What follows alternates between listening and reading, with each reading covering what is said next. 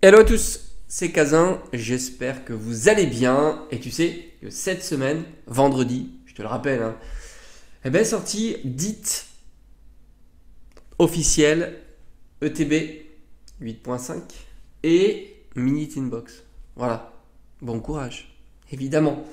Il en faudra. Voilà, je verrai si j'ai envie ou pas d'aller en boutique.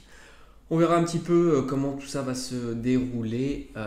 Mais bon, à tous les coups, ça sera bon, bah, compliqué, hein. Quand on a vu le départ de 8.5, quand on voit le pop-up qu'il y a eu le store éphémère avec l'engouement qu'il y a eu pour récupérer des items Pokémon, ouais, c'est assez fou, quoi. Bref, on va parler de Étincelle déferlante. Alors, Étincelle déferlante, normalement, pendant le mois de février, on devrait revoir pas mal d'items, certainement aussi enfin, mois de février, des boosters. Mais durant l'année, je pense qu'il ne faut pas s'affoler sur étincelle déferlante, évidemment. Moi, je te conseille évidemment pas de te jeter sur les prix de maintenant. Alors, le TB, c'est un petit peu plus complexe, hein, parce que le TB, on sait très bien que c'est voilà, c'est un item quand ça revient, si ça revient. Alors, après, par le passé, des ETB, on a déjà vu des ETB revenir, hein. Regarde, évolution à Paldea, ou des choses comme ça, ou même V4, V5, et ainsi de suite. On les voit, mais ça part très très vite, et à mon avis, les quantités sont pas très hautes. Alors, d'un point de vue donc, du scellé, qu'est-ce qu'on remarque sur EV8? On est à une centaine d'euros pour l'ETB. Donc c'est sûr que c'est énorme, hein. Pour une série non pour un 5, une série qui est sortie maintenant il y a quelques mois, c'est assez fou, même si bon, on va la détrôner avec 8.5, hein, c'est certain. 8.5 il est déjà stratosphérique. On a la display qui... Alors la display est chère aussi. On est à, je dirais presque 300 euros, hein. Je pense que je m'aventure pas trop en disant 300 euros pour une display. Et pour le bundle, on doit être aux alentours de 60 à 70 euros. Alors il faut savoir que le bundle, contrairement aux autres items, c'est une exclue Amazon. Amazon a l'exclusivité sur tous les bundles de toutes les séries hors point 5. Voilà. Pour ceux qui se posent la question, ça m'est déjà arrivé qu'on me demande. Voilà, ils ont l'exclusivité, donc par conséquent, il faut aller chez eux, tout simplement. Et le booster scellé, je pense qu'avec une illustration la plus populaire, donc Pikachu, on doit être à 10 euros. Voilà, on doit être à 10 euros. Mais la tendance est tellement complexe. Alors c'est marrant parce que je vois beaucoup de créateurs de contenu qui nous disent, bon, et c'est vrai, hein, je remets pas en doute ce qui est dit, hein, loin de là, mais je note qu'il n'y a plus rien en boutique. Ben, par chez moi, curieusement, ça va. Ça va. Je t'en ai fait quelques shorts ou vlogs. Par exemple, le Auchan, alors, il n'est pas vraiment près de chez moi, mais disons qu'il est à une vingtaine de minutes en voiture, il y a du stock. Là, je t'ai montré des tripacks mascarade crépusculaire, des tripacks couronne stellaire, des boosters individuels, tout ce qui est coffret. Qu'est-ce qu'il y avait d'autre? Dans mon Carrefour, ils ont remis du mascarade crépusculaire, du force temporelle, les coffrets Amphinobi et Hipporoi. Évidemment, le coffret Dracofeu figurine, s'il ne se vend absolument pas. Ils avaient, il n'y a pas très longtemps, 6 ou 7 Terrapagos et bonus 6.5. Donc c'est assez fou que moi j'ai l'air d'être dans une zone, on va dire, je dirais pas tranquille, mais plus tranquille que certains endroits. Voilà. D'ailleurs, tu as vu, hein, je t'ai fait un short, il y avait les petits inbox qui étaient sortis aussi. D'ailleurs, j'en ai pas pris parce que, en général, dans les boutiques que je vois, elles sont plutôt vers les 15 euros. Si je prends une mini inbox, ça sera au prix de 12 euros. Je pense que c'est possible de le trouver à la Fnac ou peut-être même à Carrefour en Day One. Donc voilà. Et puis sinon, c'est pas grave. En termes d'ouverture, tu as les boosters qui sont pas toujours bien mis dans ces items-là. Je suis pas spécialement fan. Alors. Maintenant, la série. Alors, franchement, personne ne peut douter que cette série-là, elle va monter, elle va continuer à monter, même si elle revient, tu vois, un petit peu régulièrement. On n'imagine pas. On est dans une tendance assez folle sur Pokémon, donc forcément, attends, mets-toi là, donc forcément, elle fait partie des top séries. Ça c'est assez clair grâce aux SAR de cette série-là et aux AR. Et puis même d'autres cartes qui sont sympas, c'est pour ça qu'on va les voir ensemble. On va commencer déjà par le petit Pikachu. Il est où ce petit Pikachu? Est-ce que j'ai déjà passé les cartes électriques ou pas? Certainement, oui, maintenant elles sont là. Voilà. Pikachu ici, qui est une carte qui vaut dans les 8 euros. C'est plutôt pas mal hein, quand même pour une simple carte X qui drop, on va dire. Franchement, les cartes X sont réussies. La série, toutes les formats de cartes sont réussis hein, parce que tu retrouves Latias, tu retrouves donc Pikachu, tu as Trioxide, Terra Cristallisé. Tu as aussi Nymphali hein, qui s'est éclipsé de la série 8.5. Et c'est vrai que 8 euros pour une carte comme ça, c'est plutôt pas mal. Mais bon, on est dans une tendance assez forte sur Pokémon qui a entraîné quelques cartes. Hein, on l'a remarqué aussi ensemble. Et c'est ça qui est sympa. Parce que tu t'aperçois que malgré tout, les cartes reviennent un petit peu. C'est toujours agréable de voir des choses qui se passent sur le TCG, hein, tout simplement. Et c'est vrai que tu as beaucoup de séries qui ont progressé, quelques cartes aussi qui ont progressé. Je t'en ai déjà un petit peu parlé. Alors, les AR notables, évidemment, tu as le Malvalam, qui est une AR qui se détache un petit peu des autres. Elle tourne, on va dire, globalement, dans les 20-25 euros, plutôt 25 que 20. Pour Malvalam. Les autres cartes, franchement, le Barpo est magnifique, mais ça reste une carte qui est encore très accessible. On a évidemment le Latios, qui est très joli, qui tourne autour d'une quarantaine d'euros, donc pas un prix délirant comme on aurait pu voir sur le Magic Card par exemple, ou le Groudon, mais un prix qui est quand même assez strong. Créfollet qui est magnifique aussi, qui est descendu un petit peu en dessous des 20 euros.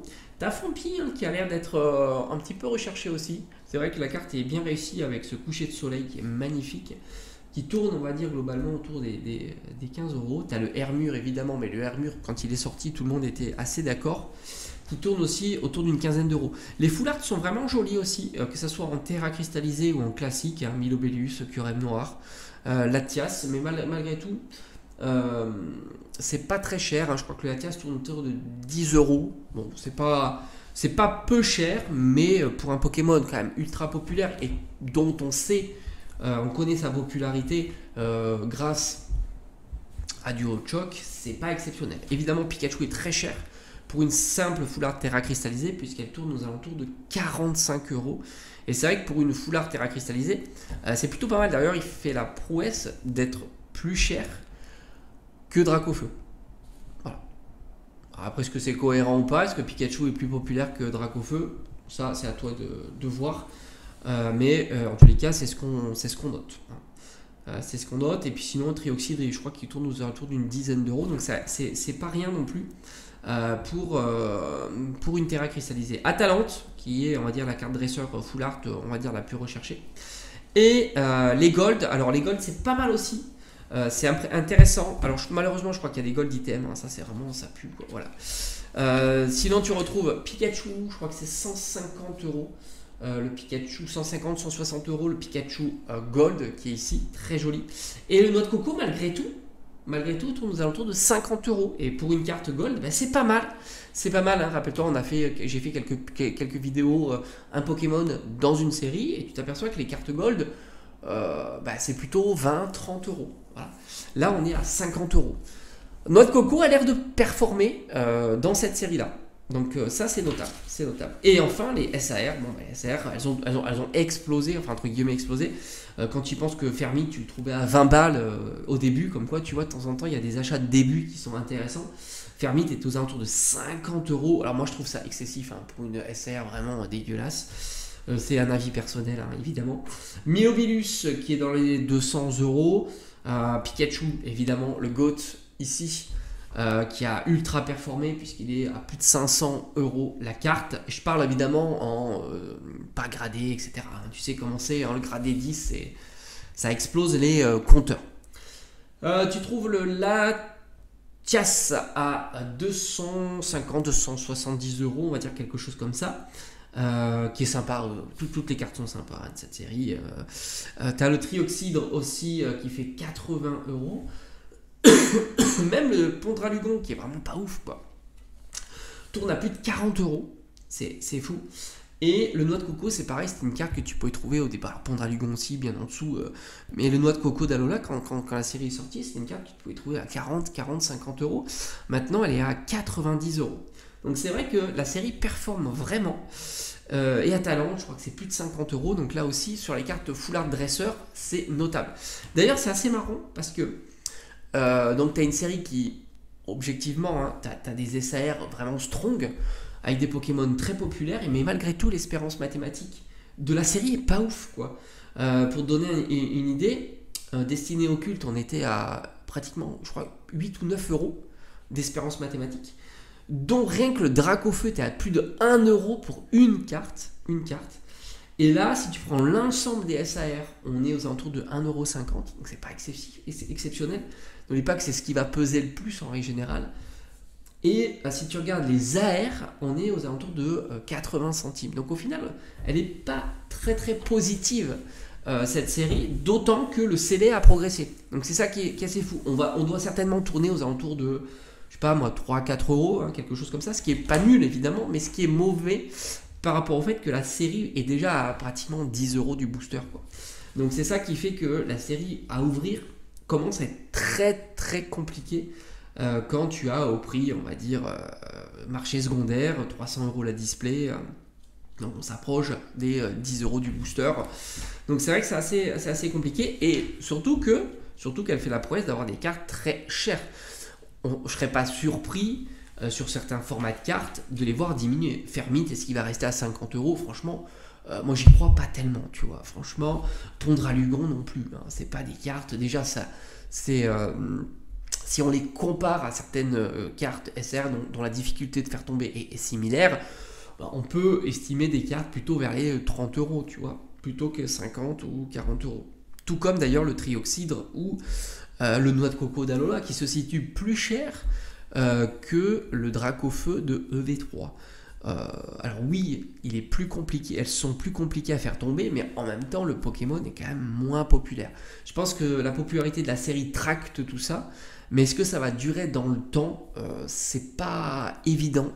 C'est comme la noix de coco en gold, c'est pas évident. Même le Pikachu, hein, 160 euros pour une carte gold. Alors oui, c'est Pikachu, hein. C'est vrai que Pikachu fait la notoriété un petit peu de la série.